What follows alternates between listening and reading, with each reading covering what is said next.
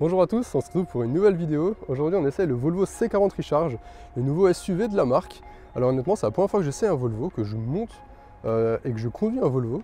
Donc c'est super agréable, je suis super content de pouvoir essayer ce C40 aujourd'hui.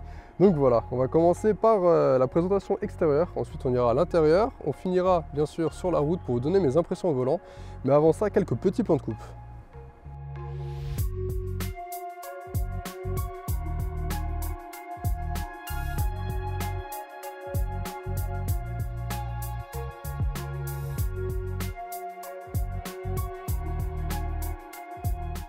Cette face avant vous dit peut-être quelque chose, et bien c'est normal car le C40 partage la plateforme avec le XC40. Donc on retrouve exactement la même face avant avec ici donc ces optiques avec la signature lumineuse en marteau de Thor, marque 2 de Volvo, qui donne vraiment une identité visuelle indéniable. Autrement donc on a cette grande calandre, cette fois-ci pleine comme on est donc sur une version électrique. Donc on a vraiment ce panneau en plastique qui recouvre toute la calandre, avec ici le grand logo doté donc de la caméra pour les caméras 360 degrés ainsi que tous les capteurs qui sont cachés derrière. C'est assez bien incrusté, franchement c'est vraiment super joli. Autrement donc on a vraiment une face avant identique à celui du C40 avec la grille en dessous, etc. Cette partie là avec les anti-brouillard que je trouve vraiment très jolie en noir brillant, je trouve ça vraiment très sympa. Et donc voilà un capot assez sculpté avec des lignes qu'on retrouve ici qui s'allongent sur tout le véhicule après. Donc non, franchement cette face avant est vraiment sympa, mais bon on la connaît. On va passer sur le côté et c'est là que se fait la différence. Sur le profil on retrouve donc cette ligne qui se transforme donc en ligne de caisse et qui suit tout le profil du véhicule, avec ici une partie un petit peu plus creusée qui donne un petit peu de galbe au profil. Et forcément vous l'avez remarqué, ce toit plongeant, vraiment superbe, ici en noir brillant en plus. On a un toit panoramique accessoirement, je ne vous l'ai pas encore dit, mais on a un toit panoramique, vous le verrez à l'intérieur. C'est vraiment très très joli. Ici, donc on a deux parties un petit peu plus bombées, je pense que vous le voyez à la caméra. Je trouve ça vraiment très sympa, je ne sais pas pourquoi, mais je trouve ça vraiment très joli. Ça donne un petit côté un petit peu plus sportif. D'ailleurs, autre chose qui donne un petit peu de sportivité à ce C40, c'est vraiment cette ligne ici, ce creux, qui vraiment laisse paraître que l'aile est assez élargie. Et du coup de l'arrière on a vraiment un rendu assez large, assez imposant, notamment avec les phares qui ressortent encore un petit peu plus. Je trouve ça vraiment très sympa. Ici on a des jantes de 20 pouces, assez pleines pour le flux aérodynamique, que je trouve vraiment très très joli, avec ce dessin très moderne et très épuré. J'ai pu prendre quelques photos aux côtés d'un bâtiment assez moderne, et je trouvais que ça rendait parfaitement bien. D'ailleurs, si vous voulez voir les photos que je réalise des essais, etc., ça se passe sur Instagram, je vous mets le Insta juste en dessous. Et donc voilà, j'ai plein de photos de voitures, forcément, un petit peu de tout, de lifestyle, etc. Donc si vous êtes intéressé, n'hésitez pas à venir me follow. Je reviens accessoirement sur les jantes. On a des jantes de 20 pouces donc. C'est vrai que c'est un petit peu raide au niveau des suspensions. Des jantes de 20 pouces, ça serait peut-être un petit peu plus adapté en ville, etc. où il y a pas mal de nids de poules et des routes assez bosselées, du moins par chez nous. Autrement, on a cette optique avec cette signature lumineuse très moderne qui commence ici en pointillé et qui se finit en S. Je trouve ça vraiment très joli, et si on regarde bien, cette partie-là qui part sur le côté élargit encore visuellement le véhicule. Donc c'est vraiment très joli. Ici, on a un petit détail avec l'inscription Volvo. Mais voilà, on a une signature lumineuse vraiment très jolie. Et la ligne de toit se termine avec un petit béquet qui donne vraiment un côté très sportif au véhicule. Dissimulé dans ce bandeau noir, on a le troisième feu de stop qui est quand même assez grand. Il a un cristal, il est caché dans le noir, je trouve ça vraiment très sympa. Inscription Volvo ainsi que Recharge Twin, car on est sur la version 4 roues motrices de 408 chevaux. Alors je vous en dis pas plus, on en parle plus en détail tout à l'heure, mais ouais, 408 chevaux ça pousse quand même un petit peu. Et donc ouais, cet arrière je le trouve vraiment beaucoup plus joli que le XC40. Alors voilà, c'est les goûts et les couleurs, mais c'est vrai que je suis totalement fan de ce toit plongeant, notamment de ce petit béquet. Sans lui je pense que ça serait un petit peu fade. Donc là ils ont bien fait de le mettre et je trouve ça vraiment très joli. On va parler du coffre, on a un volume de 413 litres avec donc un haillon électrique. 413 litres, une trappe à ski. Ouais voilà, on met facilement une grosse valise ainsi que deux autres petites valises je pense. Donc il y a de la place. Et ici on a encore, je dirais 20-25 litres pour mettre quelques affaires comme ici. Ou encore les câbles de recharge. Même si on a une petite surprise sur ce XC40, à l'avant on a un autre coffre de 30 litres environ, dans lequel on peut aussi mettre les câbles. Là, c'est là où ils sont rangés actuellement. Donc voilà, on a quand même un petit espace pour mettre même ou deux sacs ou quelque chose. Donc c'est quand même assez pratique. On va maintenant passer à l'intérieur et je vais vous montrer tout ça. Même s'il n'y a pas énormément de changements comparé au XC40, je vais quand même vous montrer ça. Allez!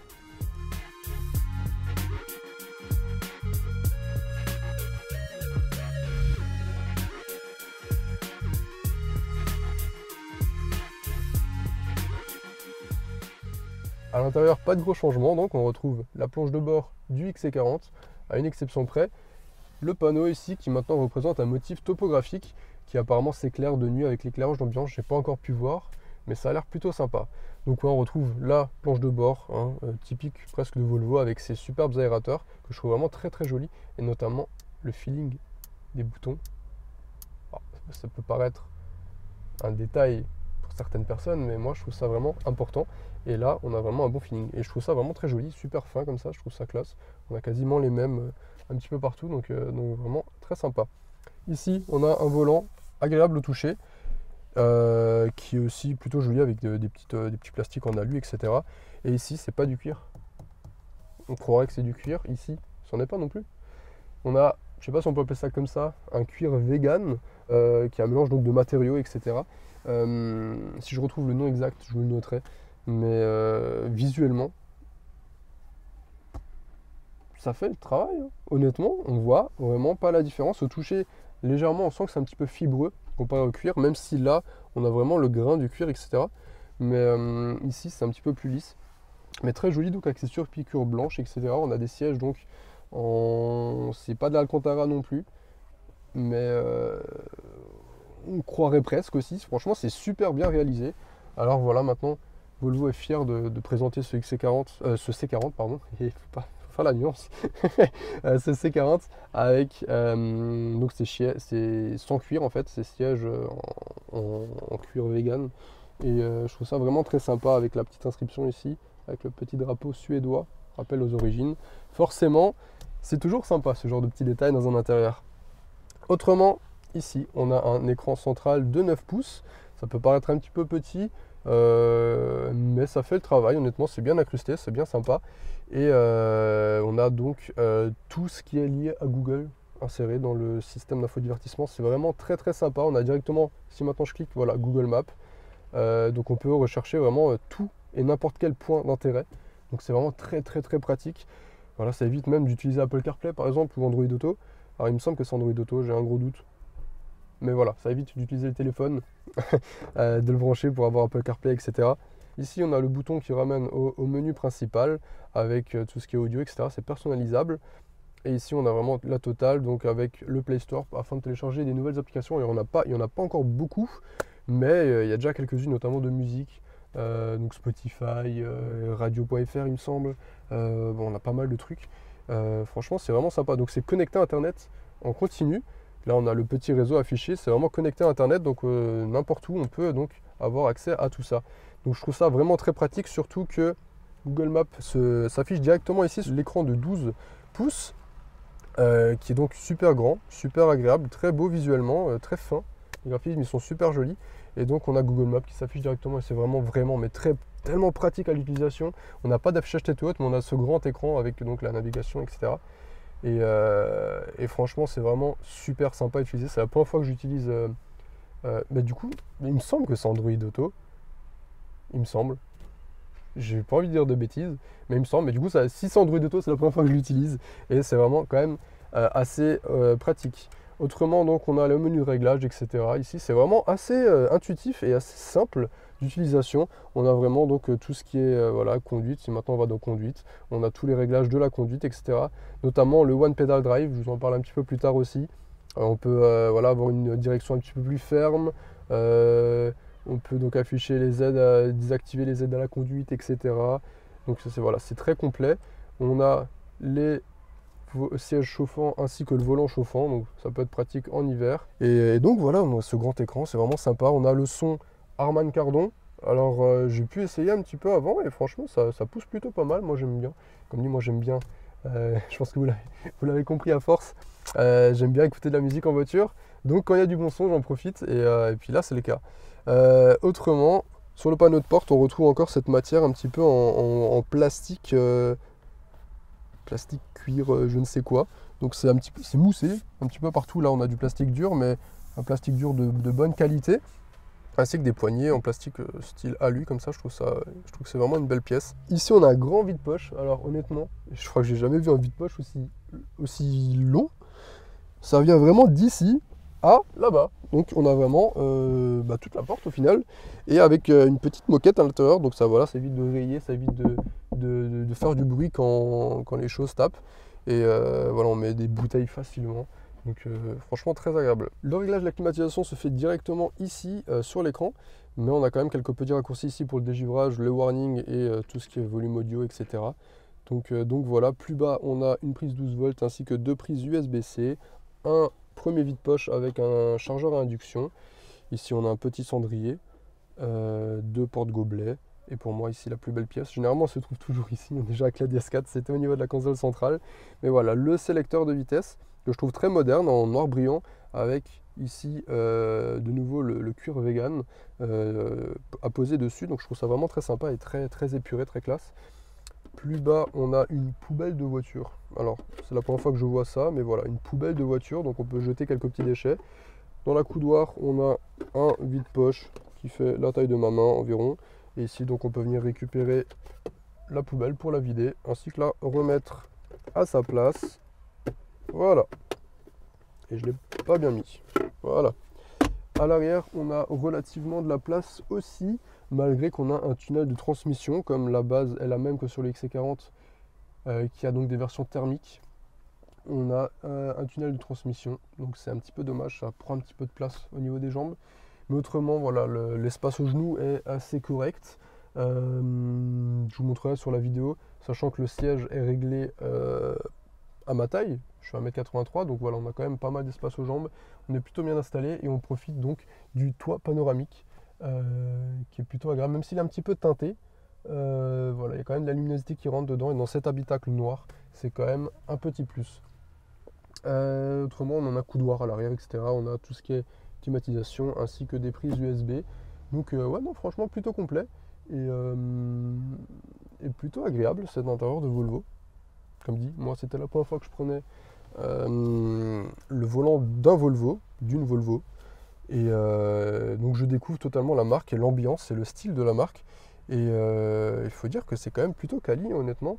Là on a pas même du plastique moussé, c'est encore moussé ici. Même au niveau des plastiques, alors des fois on a des plastiques durs comme ici, mais je trouve que ça reste plutôt de bonne qualité. Vous savez, c'est pas le plastique dur un peu cheap, comme peut-être ici, sur les bas de porte généralement, voilà, comme là.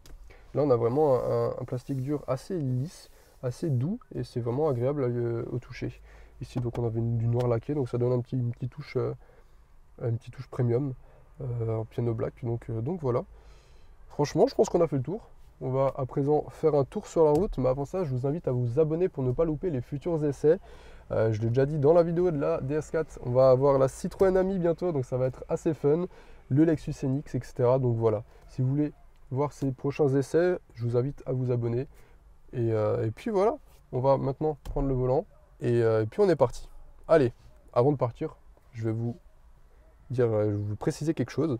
En fait, on a la clé en poche, bon là elle est derrière, mais on n'a pas de bouton start and stop ou quoi, on n'a rien activé, on a juste à rentrer à bord, appuyer sur le frein, mettre drive et voilà. Et là il y a le véhicule qui démarre. Et là c'est démarré, je peux y aller. Voilà. Je vais revenir en arrière, voilà. Donc vous pouvez voir que franchement c'est super pratique. C'est-à-dire qu'à peine on monte dans la voiture, on appuie sur le frein, drive et on est parti quoi. Donc c'est super rapide et franchement je trouve ça vraiment très très sympa. Allez, cette fois-ci on y va. Et donc nous voilà à bord du C40 pour le second jour d'essai. Alors aujourd'hui il fait un petit peu plus moche, il y a beaucoup de vent, mais ça m'empêche pas de prendre le volant de C40. Et cette fois-ci, on est du coup sur les départementales. Hier, j'étais pas mal en ville, mais j'ai voulu en sortir parce que j'ai vu qu'il se débrouillait plutôt bien en ville. Je voulais voir ce qu'il donnait en dehors. Donc voilà, on se retrouve sur les départementales et honnêtement, c'est plutôt agréable. Bon, il y a pas mal de vent qui souffle là, donc voilà, mais autrement, c'est vraiment super. On a tout ce qui est aide à la conduite avec donc le régulateur adaptatif, le maintien dans la voie, etc. qui marche plutôt bien malgré là les grosses bourrasques qu'on a, même sur l'autoroute tout à l'heure. Donc c'est plutôt pas mal, c'est assez précis et ça donne légèrement des fois quelques à-coups, mais ça va, c'est pas dérangeant non plus. Donc c'est plutôt bien géré. Autrement, on a les avertisseurs d'angle mort, on a le freinage d'urgence, la caméra 360 degrés, etc. Franchement, au niveau d'aide à la conduite, là on a la totale. Après, on est sur une version haut de gamme, on est sur le First Edition, donc voilà. mais franchement on est plutôt bien servi et ça se débrouille plutôt bien. En termes de confort, on est plutôt bien aussi. Comme j'ai dit tout à l'heure, on est assez bien assis dans ces sièges, en matériaux recyclés donc. On est franchement bien, on est posé tranquillement. Et pour faire la route, c'est vraiment super agréable. D'autant plus que cette direction, alors c'est vraiment un plaisir, c'est vraiment un jouet. On peut vraiment, en ville notamment, c'est vraiment super agréable à utiliser. On a vraiment, c'est d'une simplicité à conduire, franchement c'est vraiment super. On est là, voilà, c'est vraiment un jouet à conduire, notamment dans les petites rues, etc. Surtout que on a le one pedal, comme j'ai dit tout à l'heure. Alors, certes, c'est bien déjà pour la régénération, pour voilà, récupérer de l'autonomie en roulant, mais alors en ville, c'est si pratique. J'ai eu un petit peu de mal à m'y faire, je vous avoue.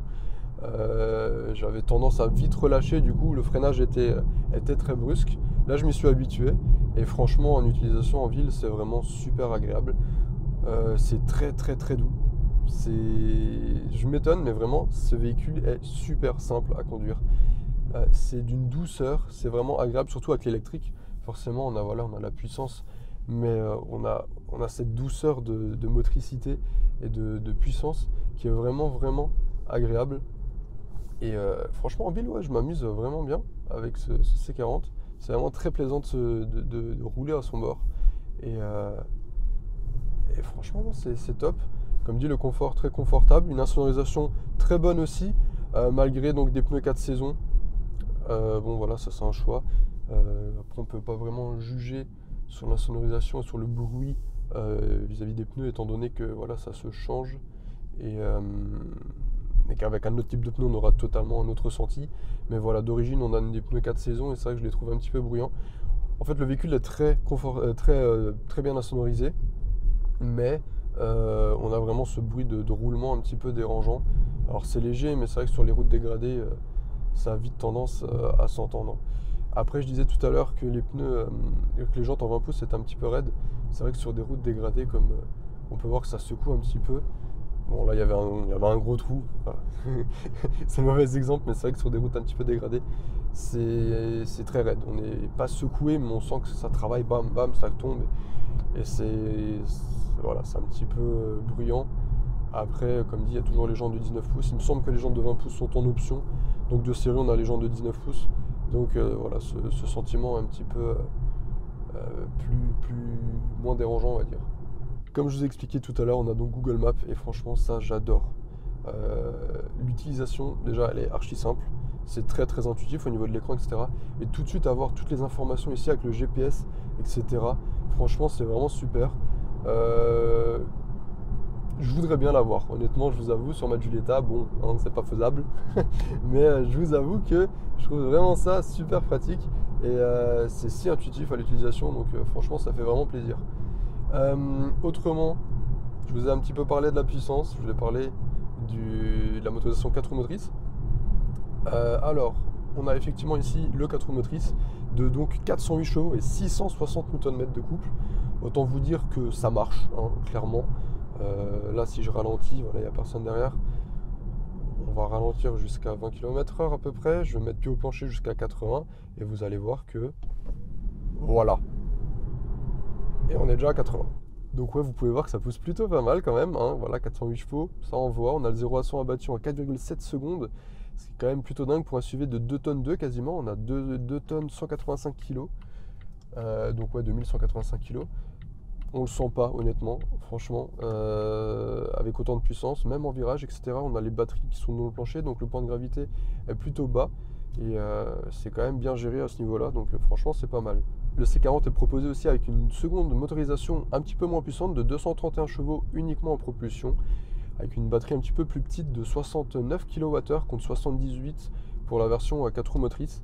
Alors certes la batterie est un petit peu plus petite, mais en termes d'autonomie on est quasiment sur la même chose, étant donné que là voilà on a un véhicule 4 roues motrices qui consomme un petit peu plus et la version propulsion qui consomme un petit peu moins. Donc au niveau de l'autonomie on est relativement identique. Donc voilà, c'est plutôt sympa de ce côté-là d'avoir vraiment deux motorisations avec une autonomie quasi similaire. En termes d'autonomie, on est aux alentours de 400-430 km en fonction vraiment de de comment on roule premièrement et de notre utilisation, voilà, si on est en ville ou plutôt sur l'autoroute. Donc franchement, je trouve ça plutôt correct. Après, c'est vrai qu'on a des consommations quand même pas élevées, je dirais, mais un peu au-dessus de ce que j'ai déjà vu sur des véhicules électriques. Là, je suis à environ 22 kWh, voilà, aux 100 km. Je pense qu'il y a possibilité largement de faire mieux, étant donné que j'ai un petit peu le pied lourd. Je roule pas vraiment en éco-conduite. Alors je dis pas que je suis à fond tout le temps non plus, hein, c'est pas ce que je dis, j'ai fait beaucoup de villes aussi. Mais voilà, je pense qu'il y a possibilité de faire mieux largement. Donc ouais, en termes d'autonomie, on est quand même plutôt bien servi. Après, au niveau des recharges, sur une borne de 11 kW, il va falloir à peu près compter 7 heures et 40 minutes en charge rapide, sachant qu'il encaisse 150 kW. 40 minutes pour 20 à 80%, je précise. Donc il encaisse 150 kW, donc c'est quand même plutôt pas mal en charge rapide. Donc de ce côté-là, on est plutôt bien. Parlons à présent des tarifs. Le C40 est proposé en 3 finitions. On a donc l'entrée de gamme qui débute à 44 950 euros. Ensuite, on a une finition intermédiaire qui débutait à 48 400 euros. Et on a la finition la plus haut de gamme à 52 950 euros. Ici, on est sur une finition First Edition. Alors, il me semble qu'elle est un petit peu plus chère. Elle est affichée à 62 000 euros. Après, je pense qu'il y a pas mal d'options aussi. Donc, c'est peut-être pour ça. Il faudrait que je me renseigne. Je vais me renseigner auprès du vendeur. Mais voilà, on a un véhicule quand même ici affiché à 62 000 euros. Après, il y a sûrement des options, notamment les jantes, si je dis pas de bêtises. Je confirmerai juste en dessous. Mais voilà, on a quand même un véhicule. Bah, ça reste quand même du premium Volvo. Voilà, une qualité de fabrication plutôt correcte de ce que j'ai vu. Après, là vous entendez, il y a pas mal de vent. Si je lâche le volant, alors on part sur la gauche tout doucement. Bref, je m'égare. Ouais, on a une finition quand même plutôt pas mal. On a quand même voilà, le son Harman Kardon, etc. Et puis un véhicule vraiment très agréable à l'utilisation. J'ai vraiment adoré. Je le rends tout à l'heure là et franchement j'ai adoré prendre le volant de ce Volvo, découvrir cette marque que j'avais pas encore eu l'occasion de découvrir. Cette philosophie un petit peu, c'est vrai qu'on a un petit côté scandinave quand même. Alors c'est bête, mais même tout simplement au niveau du design à l'intérieur de la planche de bord, je trouve qu'il y a vraiment un petit côté scandinave, très carré, très bien assemblé, etc. Voilà, c'est des petits détails. Moi je vois ce genre de petits trucs. Je trouve ça vraiment sympa, c'est vraiment des philosophies comme avec Lexus, voilà, le petit côté japonais, etc. Moi je m'attarde un petit peu dans les détails, dans les moindres détails, et j'aime vraiment bien. C'est ça aussi la passion automobile. Je vous avoue que j'aime particulièrement bien ce véhicule électrique. Alors je ne suis pas anti-électrique, loin de là, même si j'ai toujours un faible pour les véhicules thermiques. Il faut dire que là, franchement, je m'amuse plutôt bien à bord de C40. Je trouve ça vraiment super. Déjà, il est très agréable à conduire et je vous avoue que je le prendrais bien pour tous les jours.